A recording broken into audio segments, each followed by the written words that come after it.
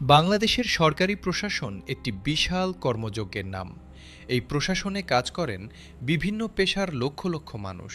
একজন প্রাথমিক বিদ্যালয়ের শিক্ষক থেকে শুরু করে একজন সরকারি হাসপাতালের ডাক্তার, একজন কৃষি কর্মকর্তা থেকে একজন পুলিশ কনস্টেবল, একজন ভূমি কর্মকর্তা থেকে একজন বন কর্মচারী, সবাই একই জাতীয় পে স্কেলের আওতায় পড়েন। কিন্তু এই বিভিন্ন পেশার কর্মচারীদের কাজের ধরন, চ্যালেঞ্জ ও চাহিদা সম্পূর্ণ আলাদা। নবম জাতীয় পে স্কেল এই বিভিন্ন খাতের কর্মচারীদের জীবনে কিভাবে আলাদা আলাদা প্রভাব ফেলবে সেটি আজকের বিস্তারিত প্রতিবেদনের মূল বিষয়। বিভিন্ন খাতের কর্মচারীরা নতুন পে স্কেলে কী পাচ্ছেন, তাদের বিশেষ চাহিদাগুলো পূরণ হচ্ছে কিনা এবং এই পে স্কেল তাদের পেশাদার জীবনে কতটা পরিবর্তন আনবে সেটি একে একে বিশ্লেষণ করব। শিক্ষা খাতের কর্মচারীদের দিয়ে শুরু করা যাক। বাংলাদেশের সরকারি শিক্ষা প্রতিষ্ঠানে কর্মরত শিক্ষক ও কর্মচারীর সংখ্যা অনেক বড়। প্রাথমিক বিদ্যালয়, মাধ্যমিক বিদ্যালয়, কলেজ ও বিশ্ববিদ্যালয়ের শিক্ষকরা একটি বিশেষ পেশাগত গোষ্ঠী। তাদের কাজ মানুষ তৈরির কাজ, দেশের ভবিষ্যৎ গড়ার কাজ। অথচ দীর্ঘদিন ধরে শিক্ষকরা অভিযোগ করে আসছেন যে তাদের বেতন তাদের কাজের মর্যাদার সাথে সামঞ্জস্যপূর্ণ নয়। একজন সরকারি প্রাথমিক বিদ্যালয়ের প্রধান শিক্ষক বা একজন সরকারি কলেজের অধ্যাপক একই পে স্কেলের আওতায় থাকলেও বিভিন্ন গ্রেডে পড়েন। নবম পে স্কেলে শিক্ষকদের গ্রেড উন্নয়নের দাবি দীর্ঘদিনের। বিশেষ করে বেসরকারি শিক্ষা প্রতিষ্ঠানের তুলনায় সরকারি শিক্ষকদের বেতন কম হওয়ায় মেধাবী শিক্ষকদের সরকারি খাতে ধরে রাখা কঠিন হয়ে পড়ছে। নতুন পে স্কেলে শিক্ষকদের বেতন ও ভাতা বৃদ্ধির মাধ্যমে এই সমস্যার সমাধান করার পদক্ষেপ নেওয়া হচ্ছে।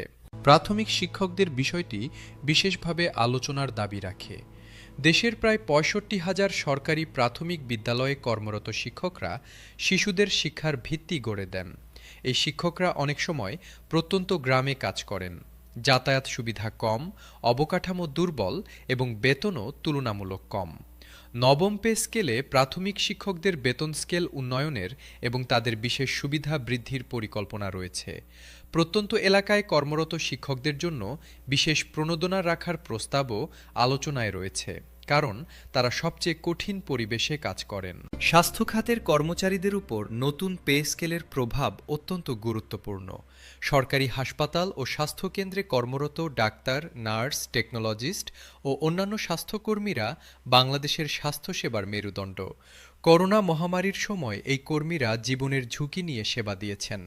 তবে দীর্ঘদিন ধরে সরকারি স্বাস্থ্য খাতের কর্মচারীরা বেসরকারি হাসপাতালের তুলনায় কম বেতন পাওয়ায় মেধাবী ডাক্তার ও নার্সদের বেসরকারি খাতে চলে যাওয়ার প্রবণতা বেড়েছে।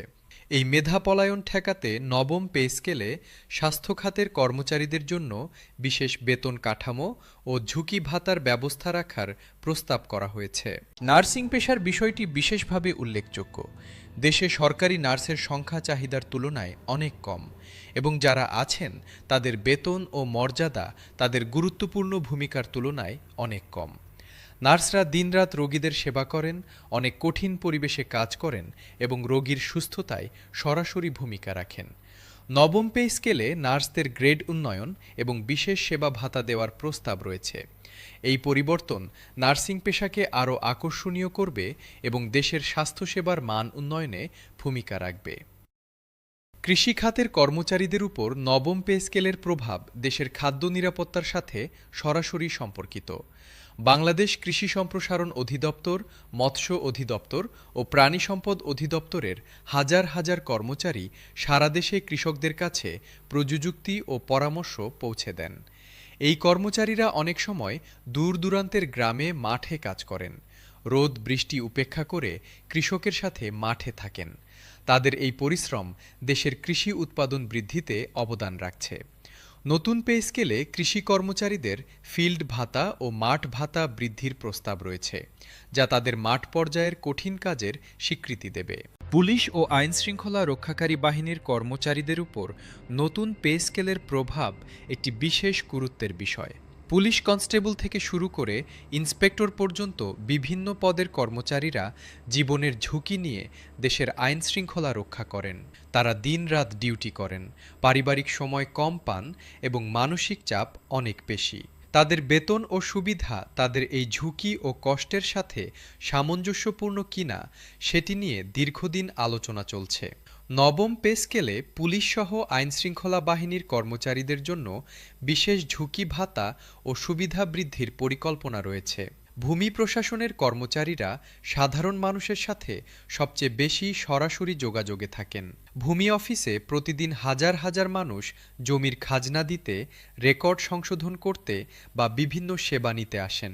এই খাতের কর্মচারীরা একটি কঠিন চ্যালেঞ্জের মুখে কাজ করেন, কারণ এই খাতে দুর্নীতির অভিযোগও বেশি। বিশেষজ্ঞরা বলছেন যে ভালো বেতন দুর্নীতি কমাতে সাহায্য করে। নবম পে স্কেলে ভূমি কর্মচারীদের বেতন বাড়লে তাদের দুর্নীতিতে প্রলুব্ধ হওয়ার সম্ভাবনা কমবে এবং সেবার মান উন্নত হবে। এটি সাধারণ মানুষের জন্য একটি বড় সুখবর। বিচার বিভাগের কর্মচারীদের উপর নবম পে স্কেলের প্রভাবও গুরুত্বপূর্ণ। আদালতে কর্মরত বিচারক, সহকারী বিচারক ও অন্যান্য বিচার বিভাগীয় কর্মচারীরা দেশের ন্যায় বিচার নিশ্চিত করার কাজ করেন। তাদের কাজের চাপ অনেক বেশি, বিচারাধীন মামলার সংখ্যা বিপুল এবং দায়িত্বও অপরিসীম। নতুন পে স্কেলে বিচার বিভাগের কর্মচারীদের বেতন বৃদ্ধি ও বিশেষ সুবিধা দেওয়ার ফলে দক্ষ ও মেধাবী ব্যক্তিরা এই পেশায় আসতে আগ্রহী হবেন। বিচার বিভাগের শক্তিশালীকরণ দেশের সামগ্রিক আইনের শাসন প্রতিষ্ঠায় অত্যন্ত গুরুত্বপূর্ণ। প্রকৌশল ও প্রযুক্তি খাতের সরকারি কর্মচারীদের ক্ষেত্রে নবম পে স্কেলের প্রভাব বিশেষভাবে প্রাসঙ্গিক। সরকারি প্রকৌশল বিভাগ, সড়ক ও জনপথ বিভাগ, বিদ্যুৎ উন্নয়ন বোর্ড ও অন্যান্য প্রযুক্তি বিভাগে কর্মরত প্রকৌশলী ও প্রযুক্তিবিদরা দেশের অবকাঠামো উন্নয়নে সরাসরি ভূমিকা রাখেন। এই পেশাজীবীরা দীর্ঘদিন ধরে অভিযোগ করে আসছেন যে বেসরকারি খাতে একই যোগ্যতার প্রকৌশলীরা তাদের দ্বিগুণ বা তিনগুণ বেতন পান। এই বৈষম্যের কারণে মেধাবী প্রকৌশলীরা বেসরকারি খাতে চলে যাচ্ছেন। নবম পে স্কেলে প্রযুক্তি পেশাজীবীদের বিশেষ বেতন বৃদ্ধির মাধ্যমে এই মেধা পলায়ন ঠেকানোর চেষ্টা করা হচ্ছে। বন ও পরিবেশ খাতের কর্মচারীদের উপর নবম পে স্কেলের প্রভাব দেশের পরিবেশ সংরক্ষণের দৃষ্টিকোণ থেকে গুরুত্বপূর্ণ। বন বিভাগের কর্মচারীরা দেশের বনভূমি রক্ষায় অনেক কঠিন পরিস্থিতিতে কাজ করেন। অনেক সময় অবৈধ বৃক্ষ কাটা ও বনদস্যুদের বিরুদ্ধে সংঘর্ষে জীবনের ঝুঁকি নিতে হয়।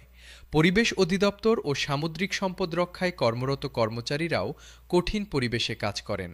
এই কর্মচারীদের বেতন ও বিশেষ ঝুঁকি